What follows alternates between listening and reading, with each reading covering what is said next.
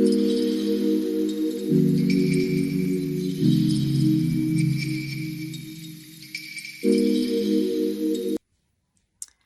everyone, I hope you're doing well wherever you are.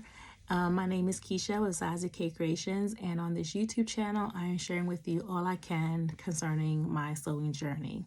So the month of November is Diabetes Awareness Month. So the entire month of November, you'll probably see campaigns and all types of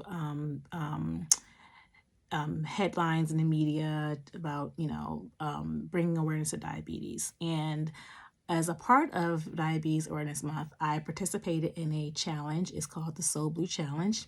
And the challenge is currently still being hosted by Martika of Martika J Makes. However, the challenge does end at the end of November.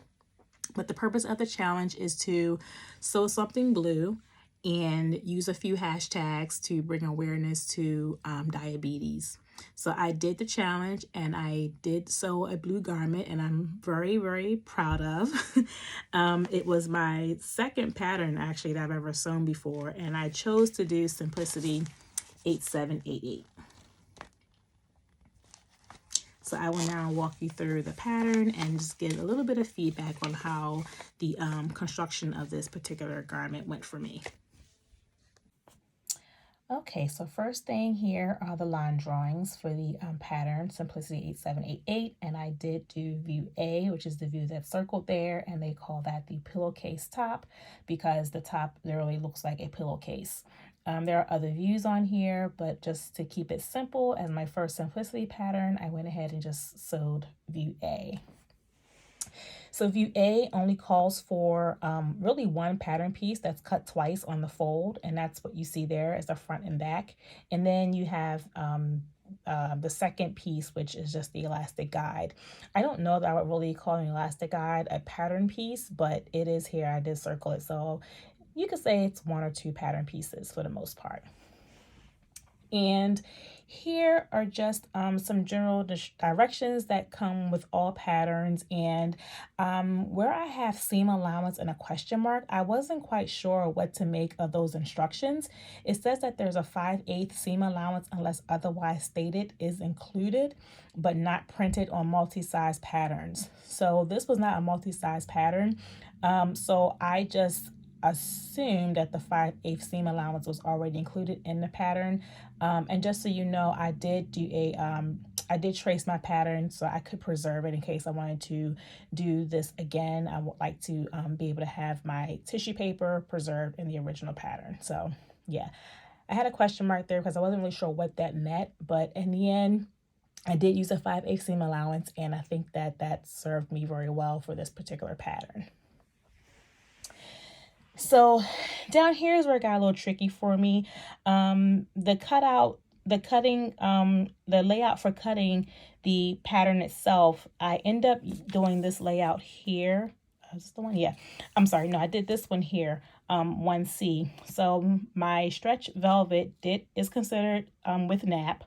However, I think because I was in between some sizes on here, between a 20 and 22, I opted to just use the size 22 layout because I thought this would work better for my pattern pieces. And honestly, I didn't know what this meant here. I probably could have used this layout to cut, but it looks as if the wording here that says fold, it was just a little confusing to me. But once I went back after I finished making my garment, I realize now that this would just mean that I fold the fabric up to the selvage edge, and I would put this is the fold of the pattern piece itself. One would be face up, the other face down is how I could have cut this. But at the end, this cutting layout served me very well for this particular pattern. And finally, for the pattern instructions itself, there were only 7 steps to this make, and they all were pretty straightforward.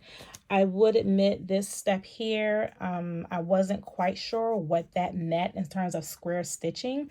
So I did go to do some research, and everything I found on square stitching really talked more so about crocheting. So at the end, I just went ahead and this would be the armhole. I just folded over really narrow, a narrow hem, and just sewed around just to keep it nice and clean. But this says I could have done a square stitch, but again, square stitching, it just looked like it was something more specific to crocheting. On here, I guess I could have just sewn around and just kind of like sewn that very top, but I just did the hem around the edge of the armhole. And that was pretty straightforward though.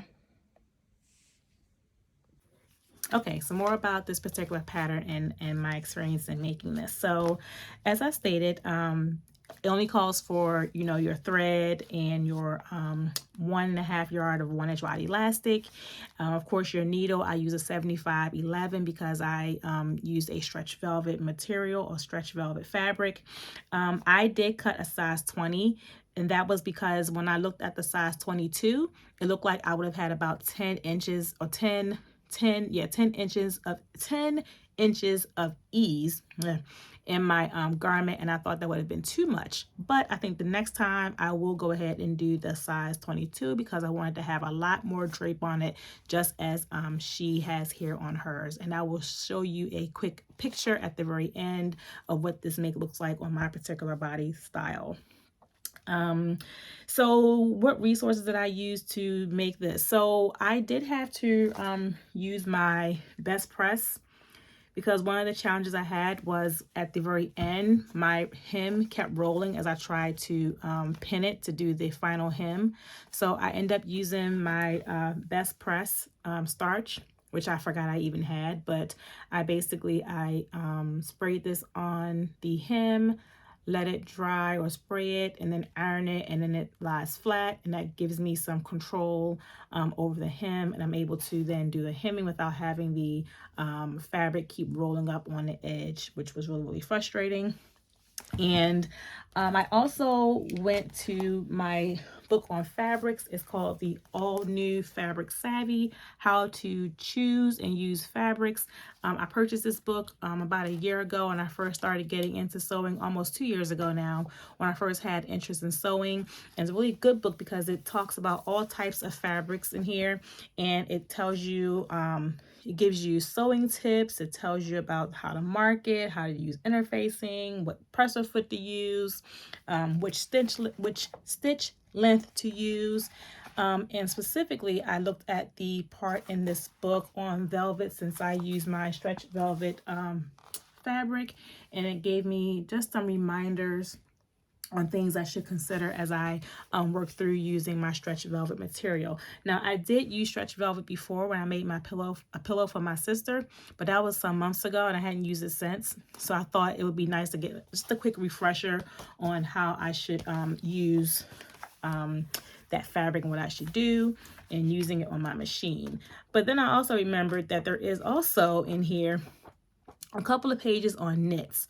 So I probably should have also looked at the knit section as well. But I did use this book as a great resource, so I recommend it highly for those of you who are getting into, you know, sewing and things like that.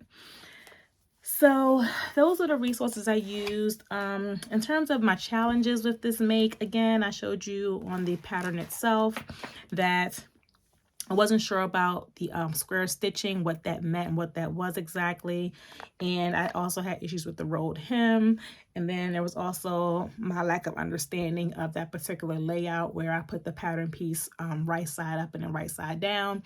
And I'm still thinking I'm a little confused about that because once I looked at the pattern in this video, I realized that that might look like I would have to I would have 4 pattern pieces. I don't know. That was just confusing. So I stuck with the cutting layout that looked the most familiar, the most simplistic one there was. So all in all, I do think I would definitely do this again. I love it. It's very nice. It's very chic. It's very it's a little jazzy.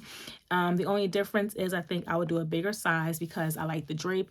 This drape is a lot better than how it drapes on me. And I also noticed that under the armhole was a little bit snug.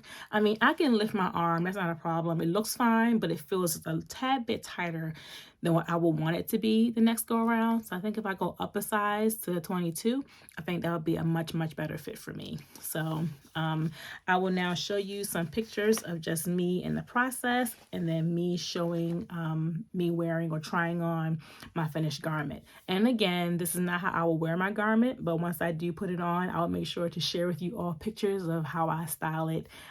So enjoy the rest of the video. Thanks.